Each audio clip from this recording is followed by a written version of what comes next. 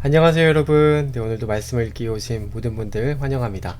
오늘 목사님이 우리 교역자 정책 수련회를 가게 돼서요. 오늘은 우리 또 녹화로 함께 말씀을 나누고자 합니다.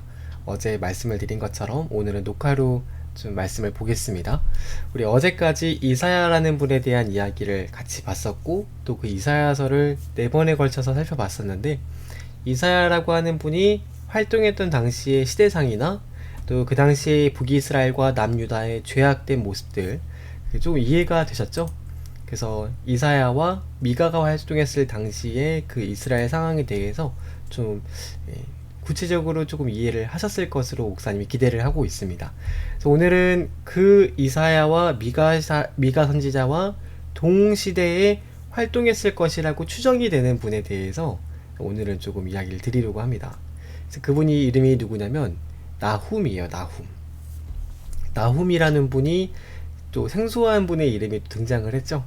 나훔이라는 분도 우리 교회에서 설교 시간에 잘 듣기 어려운 인물 중에 한 분인데, 이 나훔이라는 분이 이 동시대에 활동을 하면서 이스라엘이 아니라 이스라엘 주위에 있는 니느웨, 그러니까 아수르라고 하는 나라를 향한 예언을 했던 선지자다라고 우리가 추정을 합니다.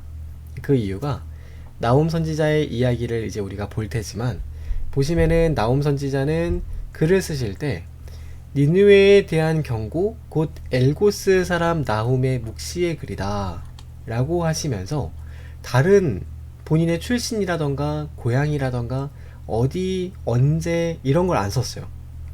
그래서 그 이분에 대한 인적사항이나 이분의 어떤 정보가 별로 없습니다. 우리가 알고 있는 유일한 정보는 엘고스 사람이다 라고 하는 유일한 정보가 있는데, 이분이 했던 예언과 이야기를 비추어 볼 때 그 당시에 아수르가 이제 북이스라엘을 멸망시키고 그 다음에 히스기야 이 왕 때 남유다를 침공을 한 적이 있었거든요. 그리고 얼마 뒤에 아수르는 멸망을 합니다. 그러니까 그런 걸 볼 때 나훔 선지자가 그 아수르 멸망 이전에 활동했던 선지자가 아니겠느냐라고 학자분들이 추정을 하시는 거예요. 그 이야기를 오늘 조금 드리도록 하겠습니다. 그래서 우리가 이제 보면은 요나 선지자가 우리 아수르에 있는 니느웨에 가서 하나님 심판하실 때가 가까이 왔으니까 회개하라 라고 이야기를 했더니 회개를 했잖아요. 회개를. 하나님께서 그 니느웨의 심판을 미루셔서 다시 용서하셨는데, 결국에는 그 니느웨가 하나님의 심판대 앞에 서게 됩니다. 그 니느웨가 멸망하는 그 이야기가 이제 나훔의 이야기인데, 요나와 나훔은 니느웨, 그 당시에 아시리아 제국이라고 하는 아수르 민족 향한 예언이라고 여러분 기억을 하시면 좋겠어요. 좀 내용을 볼 텐데, 보시면은 여기가 니느웨라고 하는 성이고, 이 큰 녹색으로 되어 있는 이 지역 땅이요, 이게 다 여러분 아수르입니다. 아수르. 바벨론 제국의 여기 유프라테스 티그리스 강에서 일어나는데, 바벨론이 태동하기 전에 원래는 아시리아 제국이 먼저 이 비옥한 땅 여기를 점령하고 있었습니다. 그래서 이 큰 제국을 이루면서 이 아수르가 조금만 기회가 있으면은 계속 여기 밑에 있는 북이스라엘을 공격하고 침략을 해왔던 거예요. 그러니까 여러분 그 당시에 아수르가 멸망한다고 생각했던 분들 별로 없었을 겁니다. 근데 하나님께서 나훔을 통해서 그 아시리아 제국이 멸망한다 이런 얘기를 하신 건데, 자 보시면은 요나가 외쳐가지고 회개한 그런 이력이 있는 나라죠. 그래서 여기 보시면은 이 히스기야 시대, 아수르가 여기 A 기원전 BC 721년에요 살마네셀이라고 하는 왕이 이 북이스라엘을 침략을 옵니다. 그래서 북이스라엘을 침략을 와서 그 당시 북이스라엘의 수도였던 사마리아를 애워싸요. 포위를 하고 함락을 시켜서 나중에는 북이스라엘을 점령을 하는 겁니다. 그래서 호세아라고 하는 마지막 선지자와 호세아라고 하는 마지막 왕을 끝으로 북이스라엘은 역사의 뒤안길로 사라져요. 그래서 거기에 있던 많은 북이스라엘의 10지파죠. 10개의 지파. 10개의 지파들은 아까 보여드렸던 그 큰 아시리아 제국으로 다 흩어져 버립니다. 하나님께서 그 니느웨가 회개하는 것을 보고 너희도 회개를 배우고 하라.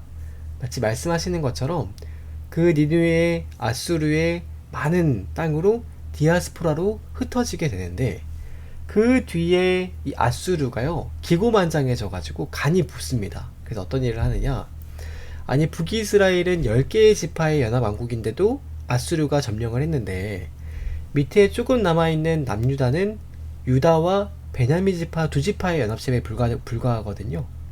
그러니까 그 남유다도 내가 점령을 해야겠다라고 생각을 한 거예요. 그래서 기원전 701년, 역사에 보면은 701년이라고 해요. 그래서 약 20년 정도, 10년이 조금 지나고, 이렇게 역사가 이제 고대 역사이기 때문에 정확하진 않으니까요.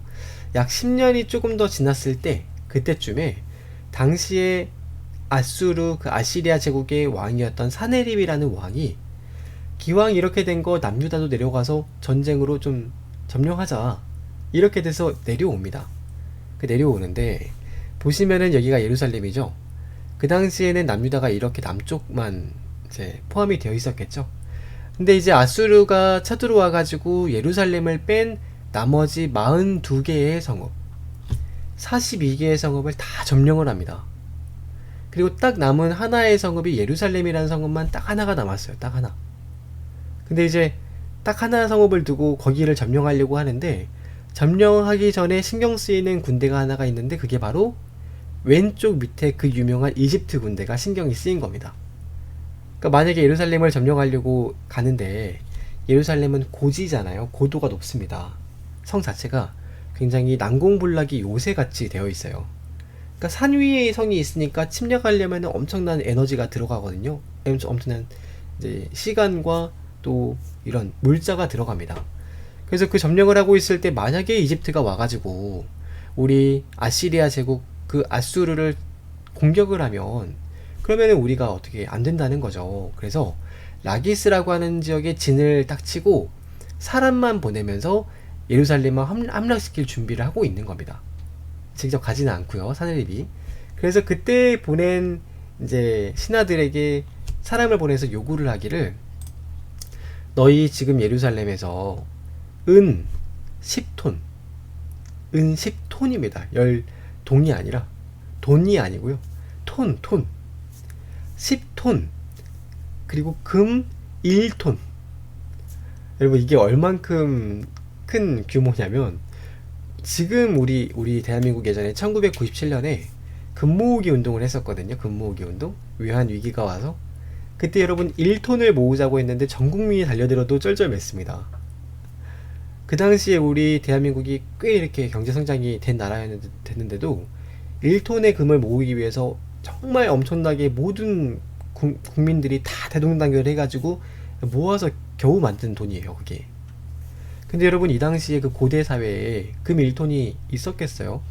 그러니까 여러분 그 당시 왕이 히스기야 왕이었는데, 히스기야 왕이 아무리 금을 쥐어짜도 금이 안 나오는 거예요. 그래서 히스기야 왕이 최후의 보루, 마지막 남아있던 방법을 썼는데, 그게 뭐냐, 하나님의 성전 안에 다 칠해져 있는 금이 있는데, 성전 안에서 드려진 예물이나 성전에 다 이렇게 만들어졌던 그 금, 다윗 시대, 솔로몬 시대 때 다 이게 하나님께 봉헌했던 금들을 다 뜯습니다. 그걸 금을. 뭐 벽에 있는 금부터 천장에 있는 금이며 뭐 기둥에 있는 금 다 뜯어가지고 그걸 다 뜯어서 1톤을 딱 만들어서 부랴부랴 사네립에게 딱 갖다 줘요. 근데 원래 사네립이 은 10톤이랑 금 1톤을 주면은 돌아가겠다 했거든요. 그랬는데 받았는데도 돌아갈까요? 안 돌아갈까요? 사네립이 안 돌아갑니다. 여러분 히스기야가 순진한 거예요. 순진. 왜 순진하냐, 사네립은 여러분 금 1톤이랑 은 10톤을 가지고 올 수 있을 거라는 기대를 별로 안 했는데, 전쟁하기 위한 빌미를 만들려고 내놔라 이렇게 한 건데, 히스기야는 그것도 모르고 사네립이 금 주면 돌아가겠다 하니까 막 불이 나게 해가지고 수단과 방법을 가리지 않고 빨리 만들어서 준 겁니다. 그러니까 원래는 못 가져올 줄 알았는데 만들어서 빨리 주니까, 야 금이 더 있나 보다 라고 생각을 한 거예요, 사네립이. 그래서 이 왕이 안 돌아가고 랍사게라고 하는 사람을 저 예루살렘에 보내가지고 히스기야 왕에게, 그 순진한 왕에게 가서 전쟁을 겁니다. 원래 돌아가기로 약속을 했는데 안 돌아가고 전쟁을 걸면서 하는 말이, 막 무슨 조롱을 하고 그 남유다를 막 조롱하면서 비꼬면서 남유다를 막 무시하고, 그리고 나중에는 감히 여호와가 누구간데 대아수르 제국의 그 황제의 공격을 막을 수 있겠느냐 하면서 하나님까지도 여러분 조롱을 하는 겁니다. 하나님까지도. 대왕 대제국 아수르는 하나님이라도 너희의 여호와라도 우리의 손에서 예루살렘을 건져내지 못할 거다, 이런 식으로 하니까 여러분 히스기야가 이제 그걸 듣고요, 너무 두려워가지고 이제 막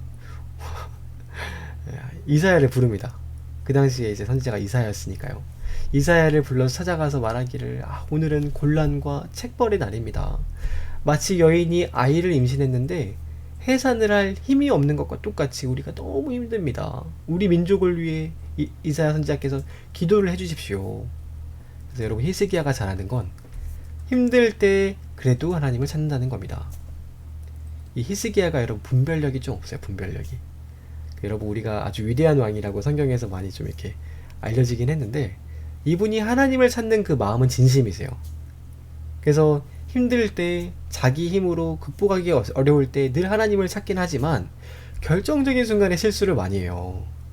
뭐 아까 보시는 것처럼 성전에서 금을 다 파가지고 그걸 떼가지고 빨리 그냥 줘버린다든지, 또 죽을 때가 됐는데 막 울며 불며 하나님께 기도해가지고 겨우 이게 시간을 좀 연장해 줬는데, 그때 이제 당시에 아내랑, 그 아내가 좀 이제 문제가 있는 아내였어요 원래.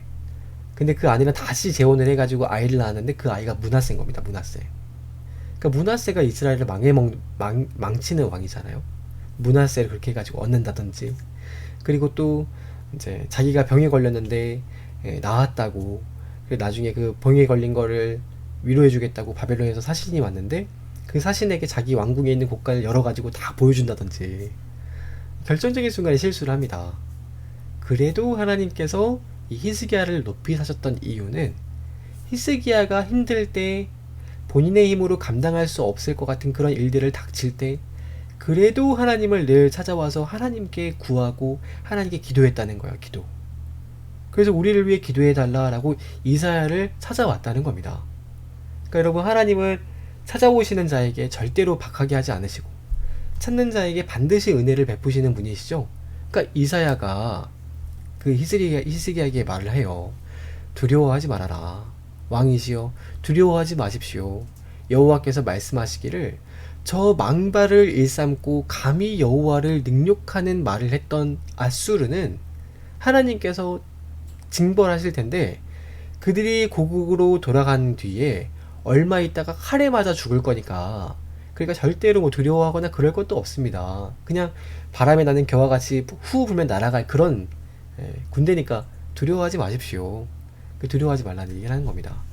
그래서 이제 이사야가 그 말을 한 대로 이제 과연 아수르 군대가 18만 5천 명이라고 했는데, 그 천사가 와가지고 18만 5천 명의 군대를 탁 와가지고 전쟁도 하지 않았는데 하나님의 천사가 와가지고 아수르 군대가 거기서 패배를 합니다. 죽어 나가는 거죠. 두려워가지고 이게 뭐냐 해가지고 사내립이 돌아갑니다.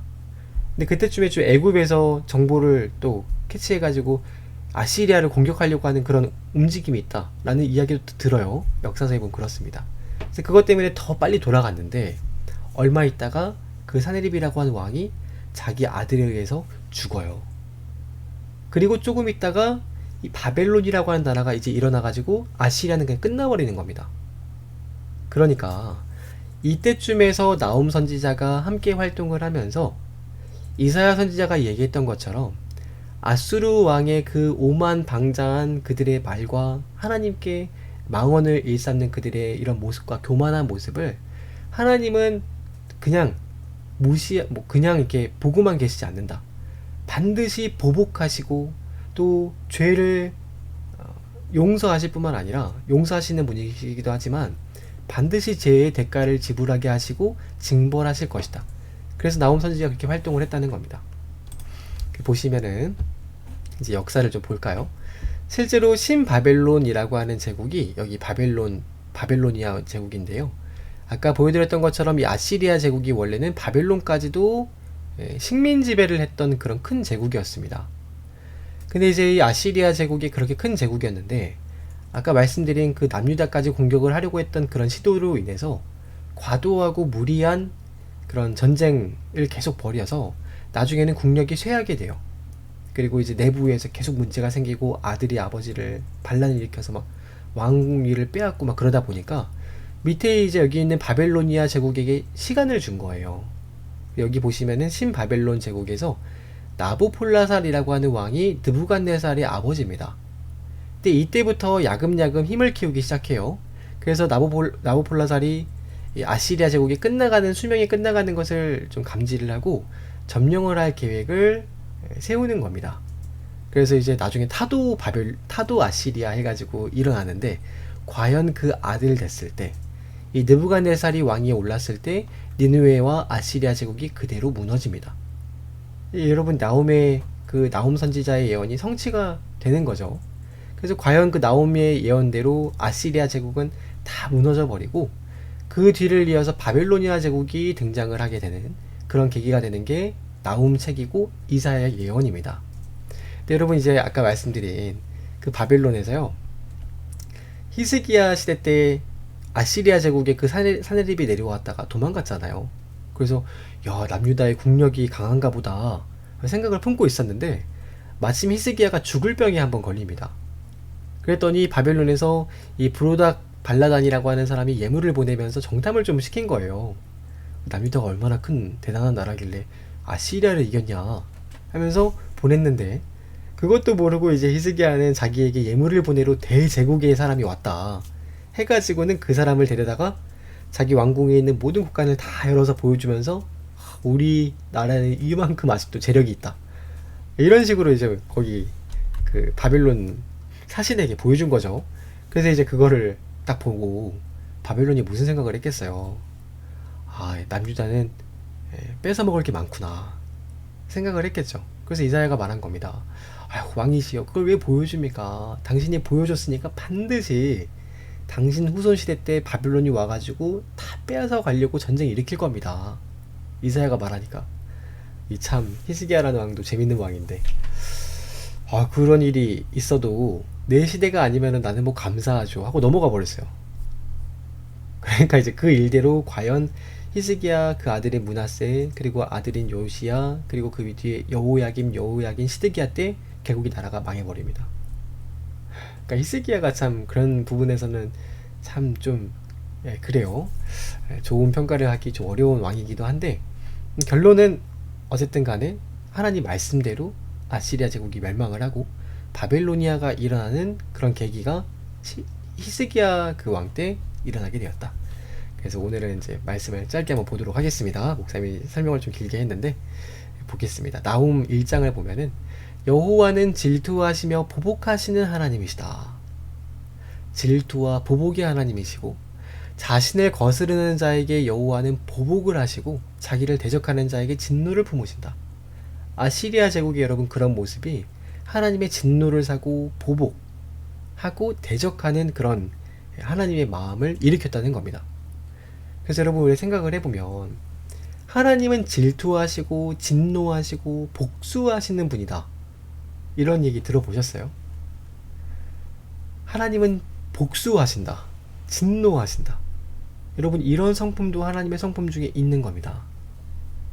근데 우리는 교회에서 늘 하나님은 은혜로우시고 자비로우시고 노하기를 더디하시고 긍휼이 풍부하시고 사랑이 넘치신 좋으신 분이다. 이렇게만 늘 들으니까 나홈서를 안 보니까요. 하나님의 모습의 단편적인 부분만 늘 보면서 우리가 하나님 믿는다는 거예요. 하나님은 그런 부분만 있는 게 아니라 죄를 아주 진노하시면서 질투하시면서 그 죄의 대가를 찾으시는 보복하시고 복수하시는 그런 모습도 있다는 겁니다.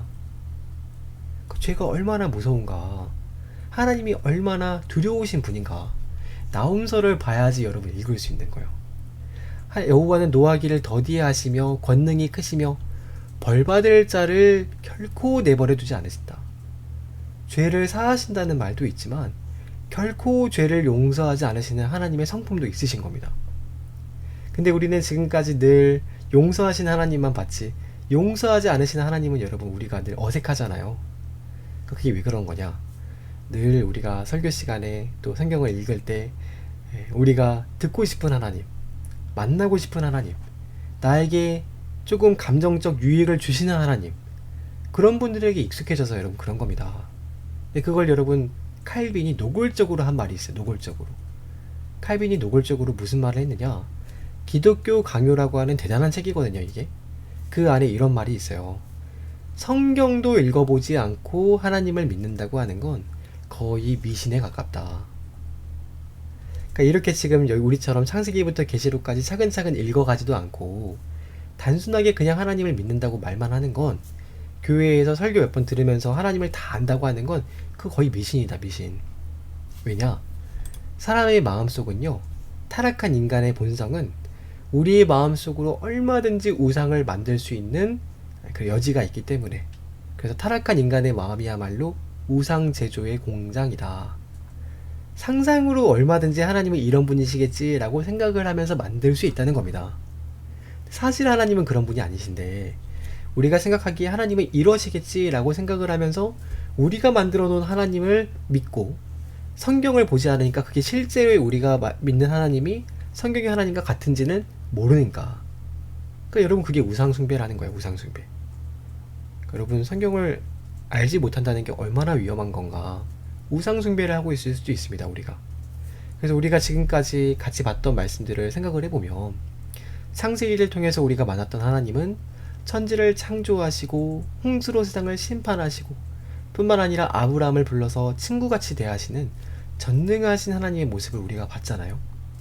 그리고 출애굽기에서는 이집트의 바로 왕의 종되었던, 노예였던 그 이스라엘 백성들을 구원하시고 건지시는, 홍해바다를 갈라내서라도 자기 백성을 끔찍하게 아끼시면서 구원하시는 그런 하나님의 모습도 우리가 봤지 않습니까? 레위기에서는 이런 미약한 인간들과도 약속을 맺으시려고 하신 하나님, 그리고 민수기에서는 약속을 맺고 자기의 백성이 된 자기의 사람들을 훈련시키시는 하나님, 훈련시키시는 하나님.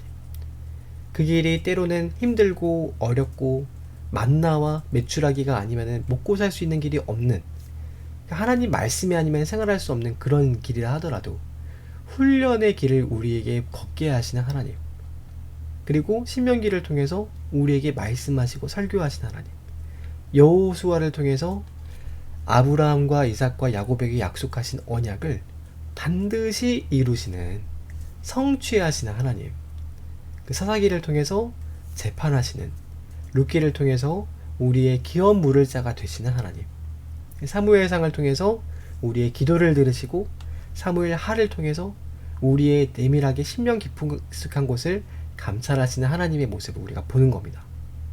그런 걸 만나는 거예요. 그래서 그분의 성품이 어떤 분인가를 한 번 한 번 더 알아갈수록 하나님에 대한 이해의 깊이가 깊어갈수록 철이 들기 시작하는 겁니다.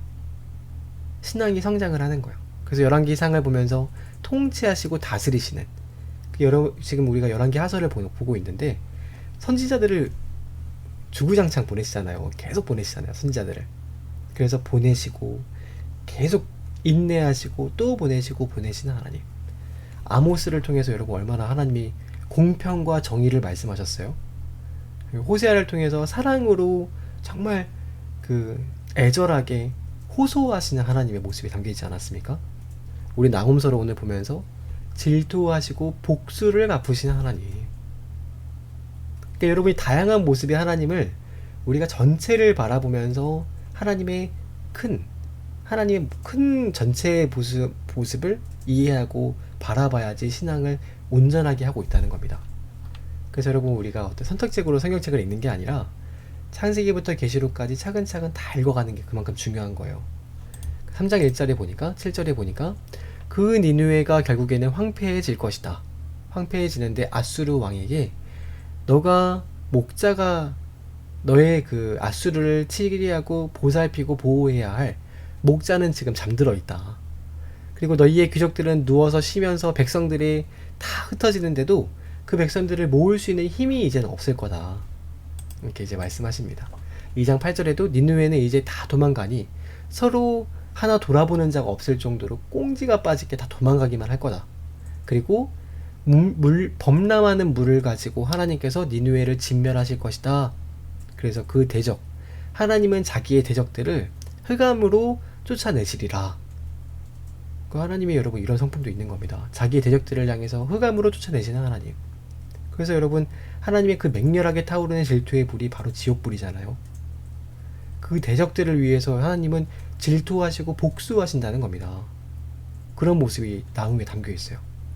실제로 여러분 그래서 기원전 612년에 느부갓네살 왕이 와서 니느웨를 함락시켜서 그 아수르 성을 다 점령을 하는데요. 니느웨라고 하는 도시가 꽤 큰 도시인데 물이 실제로 홍수가 범람해서 이게 모래가 다 내려와가지고 토사가 밀려와가지고 니느웨라고 하는 도시가 모래 속에 파묻혀 버립니다. 그래서 나홈이라는 책을 통해서 또 우리가 역사책, 성경책을 보면서 니느웨라는 도시를 알고는 있었는데 존재는 들어왔는데요. 나중에 알렉산더, 크세노픈, 나폴레옹 이런 많은 왕들이 니느웨를 찾으려고 했는데 니느웨가 없었어요. 그래서 이거는 가상의 도시인가 보다.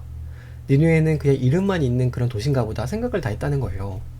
그래서 알렉산더가 전쟁을 가가지고 야영을 하면서 그 니느웨가 성터가 있는 곳, 그 모래가 다 묻어버렸으니까 니느웨는 모래 밑에 잠겨있고, 그리고 그 모래 위에다가 텐트를 치고 야영을 했는데 알렉산더가 거기가 니느웨인지를 몰랐다는 거 아닙니까? 그 정도로 하나님께서 물이 범람하게 하셔가지고 사람들의 기억 속에서 니느웨를 지워버리셨어요. 언제까지 그랬느냐? 이게 1845년에 영국의 고고학자 팀이었던 이제 클라우드 제임스 리치라는 분과 또 레이어드라는 분이요, 같이 탐사를 갑니다. 근데 거기에서 발굴한 거예요. 그러니까 보세요. 기원전 612년부터 1845년까지 2400년 동안 사람들이 찾지를 못할 정도로 하나님의 그 진노와 복수하심과 그 분노가 니느웨에게 쏟아졌을 때 그 정도로 하나님께서 땅을 덮어버렸다는 겁니다. 사람들의 기억 속에서 아예 잊혀져 버릴 정도로 하나님 그런 모습이 담겨 있는 거죠. 그래서 보시면은 여기가 니느웨라는 땅인데 여기가 이제 도시가 니느웨가 여기 있어요. 여기가 나중에 역사 그 발굴을 하신 분들의 발굴에서 밝혀졌는데 지금의 이라크 땅의 모술이라고 하는 지역입니다. 모술. 거기에 실제로 성이 이렇게 있었어요. 이게 여러분 니느웨의 성벽인데 세상에 하나님이 얼마나 흙을 가지고 와가지고 덮어버리셨는지 이게 여러분 잠겨가지고 안 보였다는 겁니다. 보시면은 이렇게 흙이 위에까지 여러분 다 잠겨 있었던 건데 이거를 그 발굴하시는 분들이 와가지고 다 팠습니다. 언제부터 팠느냐? 1845년부터 2000년까지 팠는데도 발굴이 안 끝나요. 무려 150년을 여러분 여기 발굴한 겁니다. 여기를 150년. 그래서 지금 거의 뭐 작업이 거의 끝나가는 단계에 와 있는데 길이가 가로로 50km, 세로로 세상에 16km. 이렇게 큰 성이 여러분 여기 잠겨버렸어요. 모래에 묻혀버렸습니다. 그걸 여러분 포크레인으로 파면은 다 무너지겠죠? 그러니까 포크레인으로 못 파고 삽으로 파고 붓으로 파고 빗자루로 파니까 150년이 걸렸다는 겁니다. 그래서 여러분 중요한 사실은 이렇게 지금 다 발굴을 해놨는데 결국에는 하나님의 말씀대로 그대로 다 이루어진 것을 우리가 보는 겁니다. 그리고 하나님의 진노와 하나님의 보복하심이 얼마나 혹독하고 맹렬했는지 그 니느웨라는 성이 지금까지 잊혀져 있다가 지금에서야 다시 성경의 말씀대로 그대로 이루어졌구나 라는 것을 우리가 알게 된 것이죠. 이게 여러분 뭐냐면요, 아까 말씀드린 살만에셀이라고 하는 왕, 그 왕이 세운 7피트 되는 2.1km 정도 2.1m 정도 되는 이게 그건 겁니다. 역사 기록 물입니다. 그 당시 역사책 같은 겁니다. 그래서 블랙 오벨리스크라고 하는 건데 여기에 보면은 살만에셀에게 조공을 바치고 있는 사람들의 그림이 그려져 있어요. 거기에 기록에 사네립과 그리고 이스라엘 왕에 대한 관계, 그 당시 있었던 일도 기록이 되어 있다고 합니다. 그래서 그런 이야기들이 성경과 조금 이제 역사적으로 이렇게 연결되는 고리가 되는 거죠. 그래서 오늘 여러분 여기까지 읽겠습니다. 오늘도 여러분 고생 많으셨고요. 내일 이 시간에 또 같이 말씀 보도록 할게요. 우리 내일은 오바댜서를 보겠습니다. 평안한 밤 되시고 안녕히 주무세요 여러분. 안녕.